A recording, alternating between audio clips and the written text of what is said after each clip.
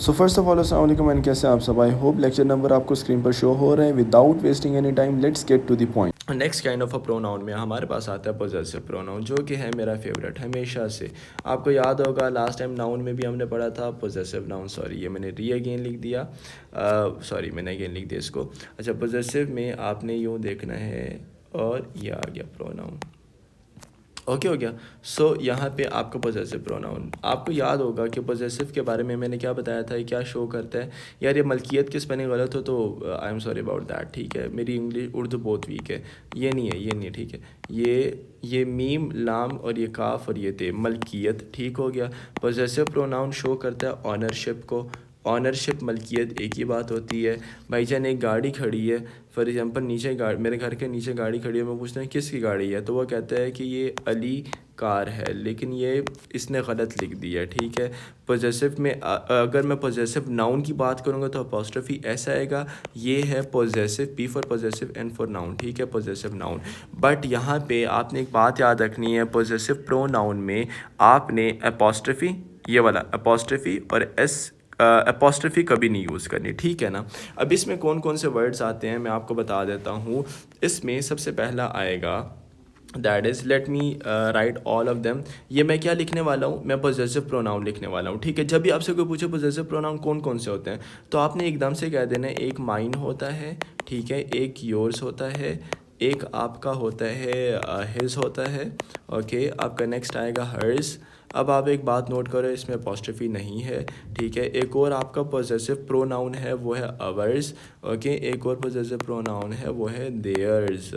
मेरी बात समझ रही है सारे, क्या है ये है पोजेसिव प्रोनाउन। मैं जब भी पूछूँ पोजेसिव प्रोनाउन कौन कौन से हैं, तो आपने मुझे सारे के सारे नाम बताने हैं, mine, yours, his, hers, ours and theirs. Okay हो गया, एक बात समझ आ गई है। फॉर एग्जांपल अब मैं बताने जा रहा हूँ आपको बेसिकली कि मैंने आपको कहा है ना कि पोजेसिव प्रोनाउन क्या करते हैं, ऑनरशिप शो करते हैं, मलकियत शो करते हैं कि भाई एक चीज़ पड़ी है लेकिन इसका मालिक कौन है, ठीक है ना।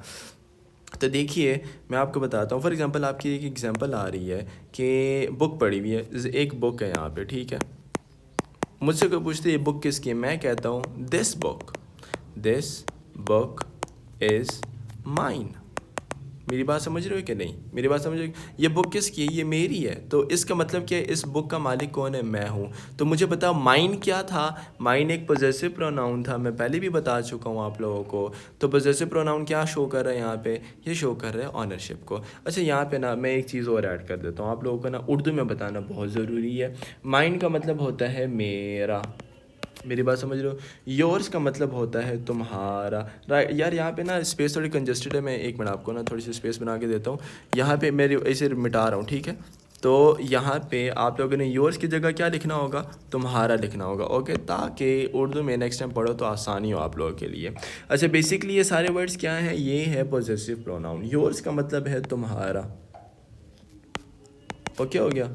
अच्छा जी, हिज का मतलब क्या होता है, हिज का मतलब होता है इसका, मेरी बात समझ रहे हो कि नहीं। हर्स का मतलब क्या होता है, इसकी, फीमेल के लिए यूज़ होता है, आपको पता है ना इतना, ठीक है। अवर्स का मतलब क्या होता है, हमारा, मेरी बात समझ रहे हो कि नहीं। देयर्स का मतलब क्या होता है, देयर्स का मतलब होता है उनका। अब आप कहोगे सर ये क्या है, ये और ये क्या, ये बेटो, ये मेरे बच्चों, ये है पोजेसिव प्रोनाउंस। नेक्स्ट टाइम कहीं नज़र आए ऐसे लफ्ज़ तो क्या कहोगे, सर ये क्या है, सर ये पोजेसिव प्रोनाउन है। मेरी बात समझ रहे हो कि नहीं, ठीक है ना। अच्छा जी आगे चलते हैं। एक इम्पॉर्टेंट चीज़ ये बताना चाहता हूँ कि बच्चों पोजेसिव प्रोनाउन के बारे के बाद कभी भी नाउन नहीं यूज़ करना, मेरी बात समझ रहे हो कि नहीं। फॉर एग्जांपल आपको पता है कि दिस, एक ये गलत सेंटेंस लिख रहा हूँ, दिस इज़ माइन बुक, मतलब इस बात की क्या सेंस है, दिस ये है मेरी किताब, मतलब इस बात की कोई सेंस नहीं है। ये इंग्लिश के रूल से देखा जाए तो ये गलत है। तो मैं ये कहना चाहता हूँ पोजेसिव, ये P for possessive, P for pronoun, possessive pronoun के बाद कभी नाउन नहीं यूज़ करना। कोशिश करने कि कब ये बुक क्या है, बुक एक नाउन है, ठीक है ना। तो पोजेसिव प्रोनाउन के बाद कभी नाउन नहीं यूज़ करना, मेरी बात समझ रहे हो कि नहीं। आइए मैं आपको इसको ठीक करके बताता हूँ। जब यूज़ करना है नाउन, नाउन पहले यूज़ करना है, दिस बुक, नाउन पहले आ गया, इज़ माइन, मेरी बात समझ रहे हो कि नहीं। माइंड क्या है, possessive pronoun, P for possessive, P for pronoun. B for book क्या है जी, नाउन है, तो नाउन हमेशा पहले यूज़ करना है, पॉजेसिव प्रोनाउन बाद में यूज़ करना है। ओके, ये सेंटेंस आपका गलत है, ये सेंटेंस आपका ठीक है। मेरी बात समझ गए कि नहीं। Next kind of pronoun is reflexive pronoun. What you have to do, उसका लिंक आपको स्क्रीन पर शो हो रहा है और आपने उस लिंक पर क्लिक करना है और हम पहुंच जाएंगे लेक्चर नंबर 7 पे, जिसमें हमने डिस्कस किया हुआ है रिफ्लेक्सिव प्रोनाउन को। So click on the link which is given on the screen, okay, और you can search by lecture 7 pronoun.